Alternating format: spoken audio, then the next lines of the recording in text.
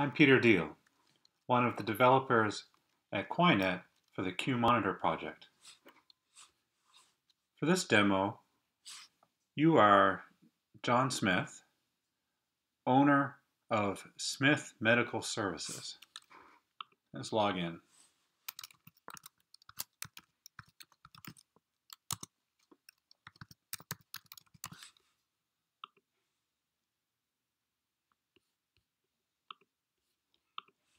You have three sensors.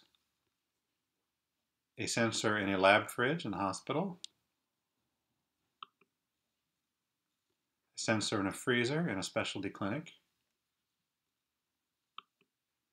and a sensor in a vaccine fridge. You can see here in the dashboard that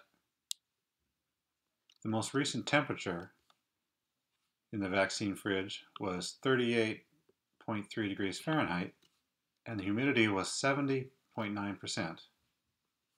So the reading came in 15 minutes ago, March 30th, 2020, 5:43 p.m. You can look at a graph of the most recent readings for your sensors. Here, by hovering over this little dot on the right, we see the most recent reading, the one that was just displayed on the dashboard. Previous readings are attached to the other dots. So here we had humidity 80.6% and the temperature 38.3 degrees Fahrenheit. We can toggle the temperature and humidity by clicking on temperature and humidity here.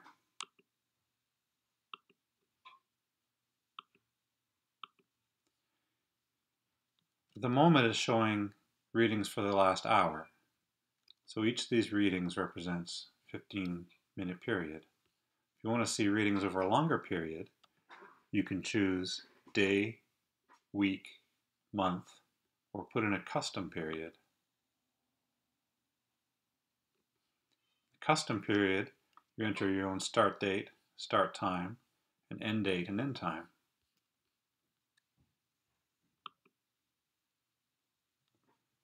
So here we have the readings for the last day. The graph is zoomed in so that it's not difficult to read. Zoom out, and then follow the graph along. Get the readings for the entire week.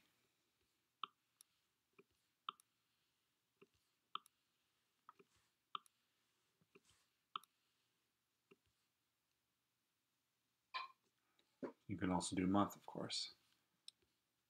This information also appears in the History tab. So in this tab, we have the same periods, hour, day, week, and month, and a custom period. And we have the data presented in tabular format.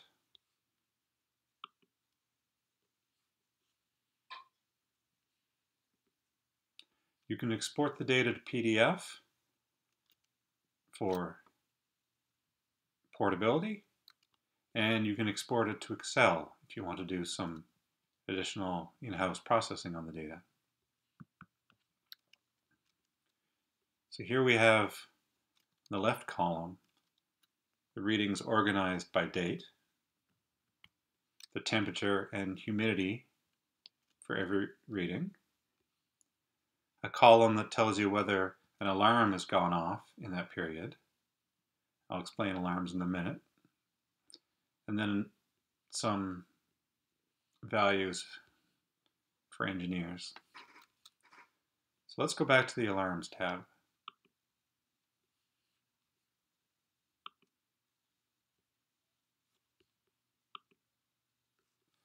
For the specialty clinic and the freezer, we have an alarm set up already.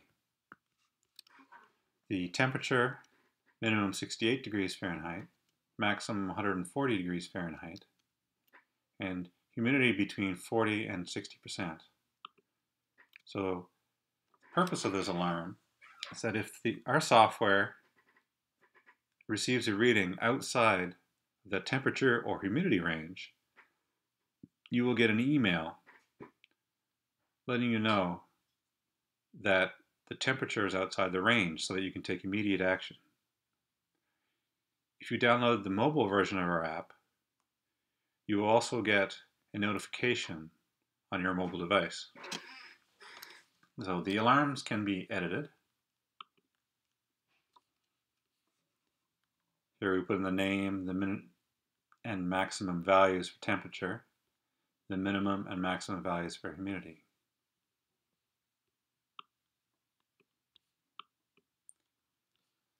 You can delete an alarm. And it's easy to add a new alarm.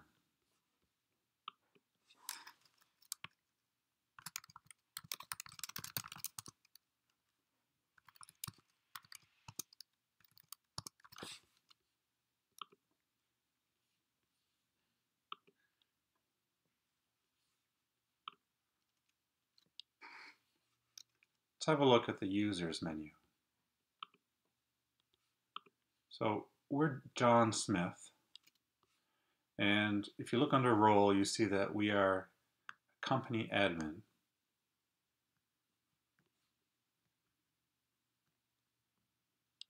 There are two other users, Jack Smith and Jill Smith. Jack and Jill are company users. When they log in, they will be able to see the sensors and look at the graph and inspect the history for the sensors, but they won't be able to add new sensors. They won't be able to add or delete alarms. So that's your responsibility as the company admin. The company users will consume the data. You can add new users, and you can remove the existing users.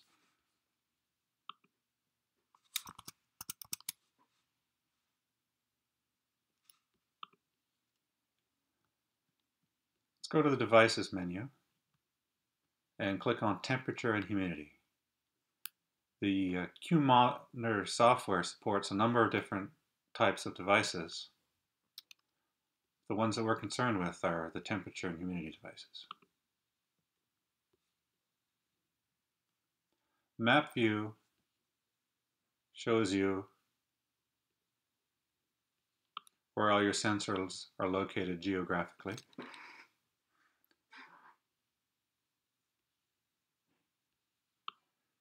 This would be quite useful if you had a number of sensors, a number of installations around the country, each with their own sensors.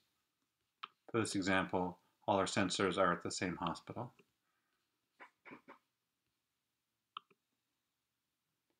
Table view gives us a rundown of our three sensors: temperature, humidity, date.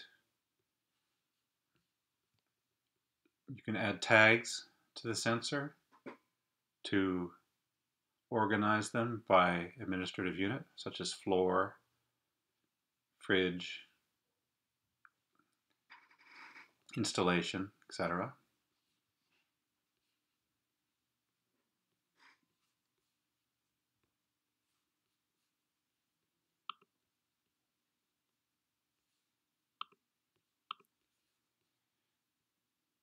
If you have any questions about the software, it's easy to get help. You go to the support menu and launch a new ticket.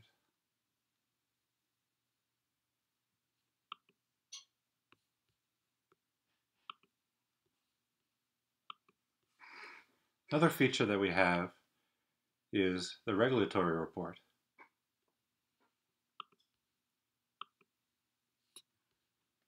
You decide which sensors you want the report for. So in this case, let's do all the devices. You generate a report.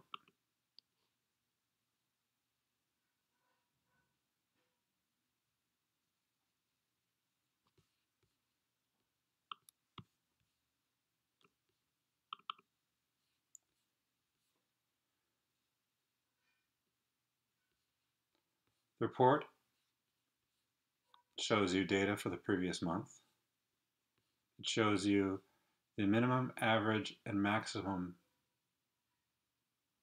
values for the temperature. If one of the alarms for that device fired on a certain day, then that column, that square, will be in red for that value.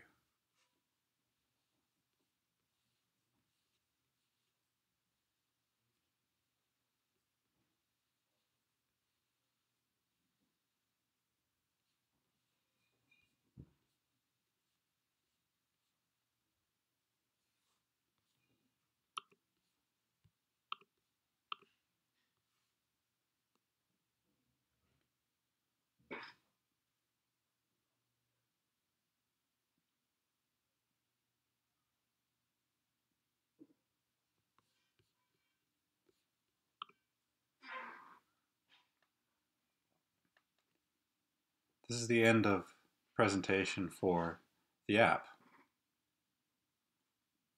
Next, I will show you the mobile application. Hi. In my previous video, I demonstrated how to use the QuaeNet QMonitor website. Now I'm going to demonstrate the mobile application. Before, we logged in as John Smith, the owner of Smith Medical Services. Now I'm going to log in as Jack, one of his employees.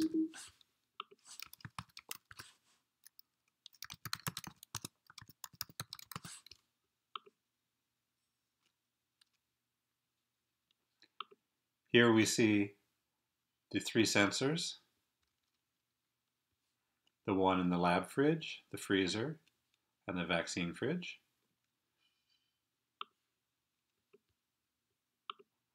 By clicking on one of the sensors, we get a details page. Here is a map showing the location of the sensor. On the Graph tab, we can see a graphical view of the previous readings for the sensor.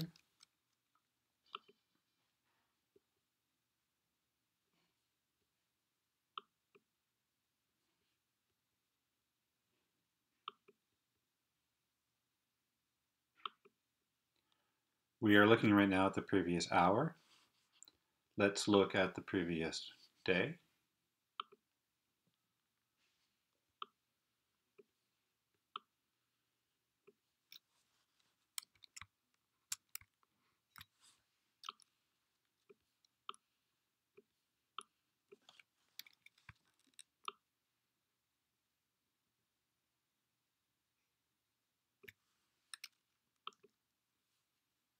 Previous week.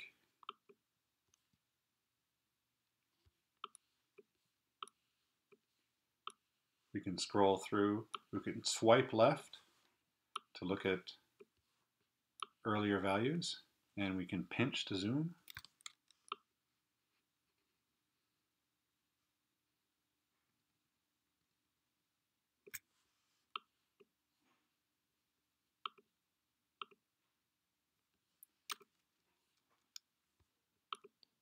We can also see all values for a month if we want to go back further, and we can put in a custom period.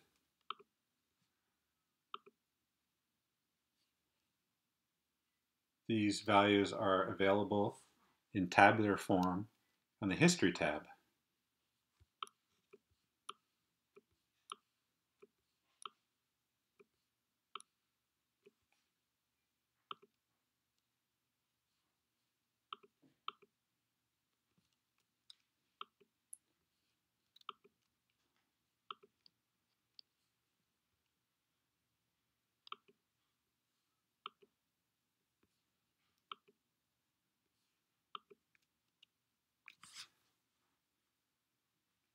Jill can see the two alarms,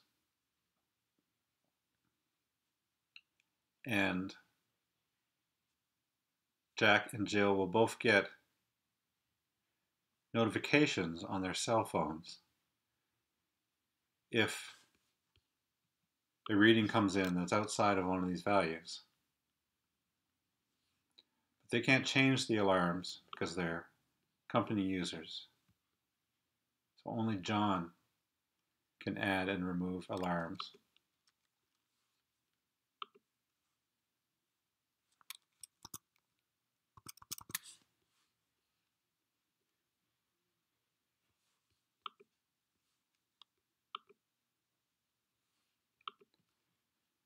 It's also easy to open a ticket using the mobile app.